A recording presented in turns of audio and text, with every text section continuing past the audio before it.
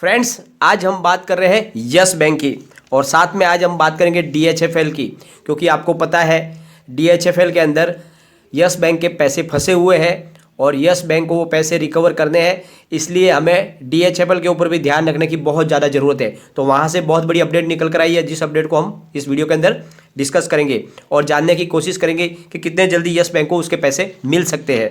और दूसरी बात फ्रेंड्स, यस बैंक के अंदर जैसे हमने आपको पहले से जो टारगेट दिए हुए हैं 17 से लेकर 21 का, उसी रेंज के अंदर यस बैंक का स्टॉक ट्रेड कर रहा है और 17 का मजबूत सपोर्ट बनाया हुआ है और इसको नहीं तोड़ रहा है। तो अब यहाँ से रिटर्न हो चुका है, आगे देखो कहाँ तक जा सकता है। तो वो सारी की सारी गणित आपको इस वीडियो के अंदर मालूम पड़ेगी। यस बैंक को लेकर आपको आगे क्या रणनीति अपनानी चाहिए वो वीडियो में आपको पता चल जाएगा। चलो फ्रेंड्स, वीडियो स्टार्ट करते हैं। मैं हूं आपका दोस्त एसबी दवे और मेरे चैनल ऑनलाइन कमाई में आपका बहुत बहुत स्वागत है।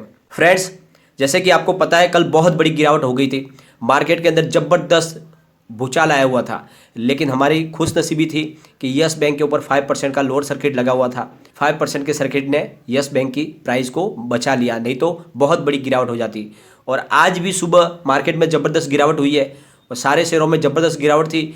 सारे बैंकिंग सेक्टर भी गिर गए थे, हर बैंकिंग सेक्टर के जितने भी शेयर है सब में गिरावट थी और उसी का नतीजा था कि यस बैंक के अंदर भी 5% का लोअर सर्किट लग गया। लेकिन उसके बाद निचले लेवल से लोगों ने खरीदारी शुरू कर दी और इसका फ़ायदा हर स्टॉक को मिला और यस बैंक के अंदर भी सर्किट खुल गया।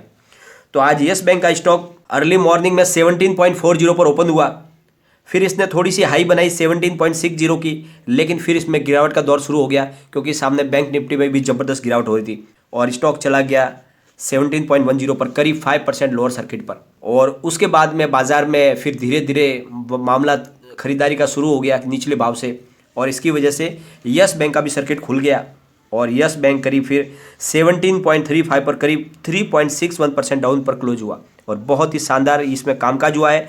वॉल्यूम के मामले में आज भी नंबर 2 पर था।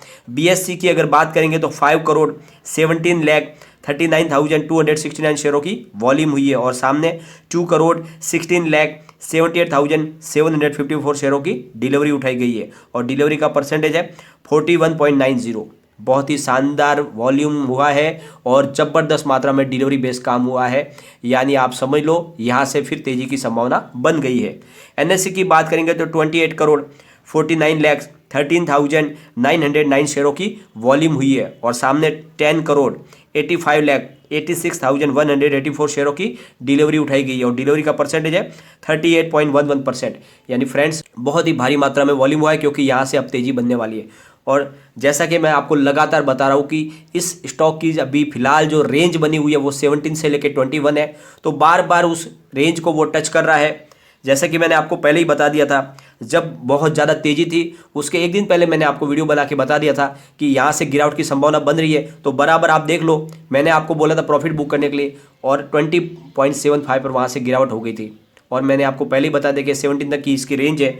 तो वहाँ से जब वो 20.75 से स्टॉक गिरा था तो उसने 17.60 का लो बताया था और फिर वहाँ से स्टॉक में वापस बढ़त हुई थी और स्टॉक चला गया था वहाँ से 19.20 पर और जब 19.20 से गिरा तो अब ये सीधा 17.10 पर आ गया। तो आप देख लो इसकी जो रेंज बनी हुई है वो 17 से लेकर 21 की है और इस रेंज को समझ के बहुत सारे लोगों ने जबरदस्त मुनाफा का इसमें कमाया हुआ है। ऐसे बहुत सारे लोग हैं जिन्होंने इसमें दबा के प्रॉफिट कमाया है क्योंकि इसकी जो रेंज है उसको उन्होंने ट्रैक कर लिया और उसका फ़ायदा उठा के पैसा कमाया। और इसीलिए मैंने भी आपको बोला था अगर आप चाहो तो आपके पास बहुत बड़ी क्वांटिटी है तो आप इसमें प्रॉफिट बुक कर सकते हो और अच्छा खासा मुनाफा कमा सकते हो। और इसमें कम से कम 2 बार अच्छा आपको मौका मिला। जैसे मैंने लगातार बोला तो बहुत सारे लोग जो व्यूअर्स है वो कमेंट करते हैं सर हमारे पास से अगर माल निकल गया तो फिर छूट जाएगा और प्राइस बढ़ जाएगी, पर ऐसा नहीं होता है। अगर आपने वहाँ से ऊंचे लेवल अगर प्रॉफिट बुक किया होता तो आपको आज निचले लेवल पे खरीदारी का मौका मिलता। इतने छोटे स्टॉक में अगर आप फ्रेंड्स सोचो 3 रुपये का अगर हमको प्राइस गैप मिलता है, कितना बड़ा मुनाफा हो सकता है।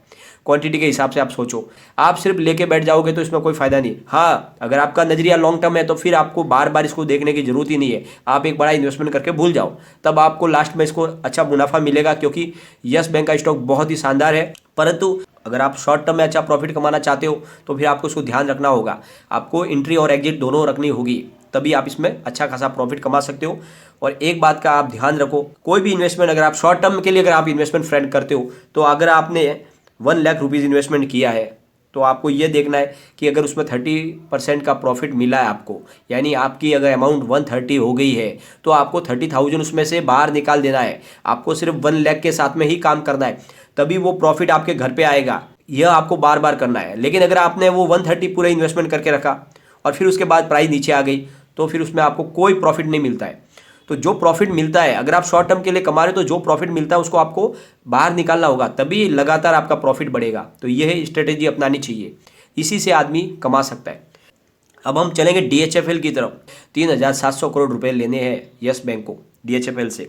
आज DHFL के ऊपर 5% का लोअर सर्किट लग गया था। पिछले दिनों जब ऐसे माहौल बना था कि अदानी ग्रुप इसको खरीदने वाला है तो इसके ऊपर लगातार इसकी तेज़ी बनने लगी और बहुत इसमें ज़बरदस्त तेज़ी बनी। अब वहाँ लोअर सर्किट लगा है और जिस अदानी ग्रुप के नाम के ऊपर इसमें तेज़ी बनी थी वो अदानी ग्रुप तो इसमें से एग्जिट हो चुका है।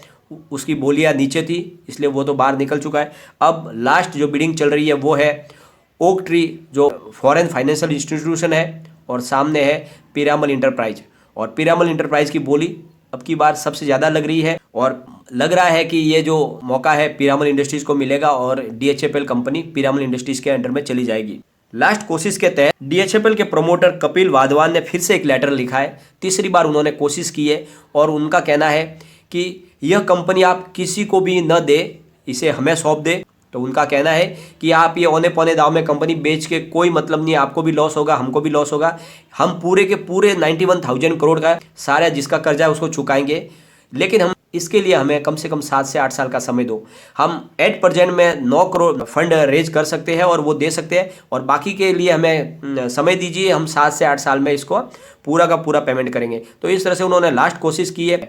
तो अब एंड में जो बोली आ रही है वो पीरामल ग्रुप की और सामने है ओक ट्री जो एक फॉरेन फाइनेंशियल इंस्टीट्यूशन है और पीरामल इंडस्ट्री इंडिया की है। तो पीरामल इंडस्ट्रीज़ के अजय पीरामल ने लेटर लिखा COC को और उन्होंने कहा है कि यह मौका हमें दिया जाए क्योंकि हमारी बिड सबसे अच्छी है। हम कोई अपनी तरफ से नहीं, उसमें कोई टर्म्स कंडीशन नहीं जोड़ रहे।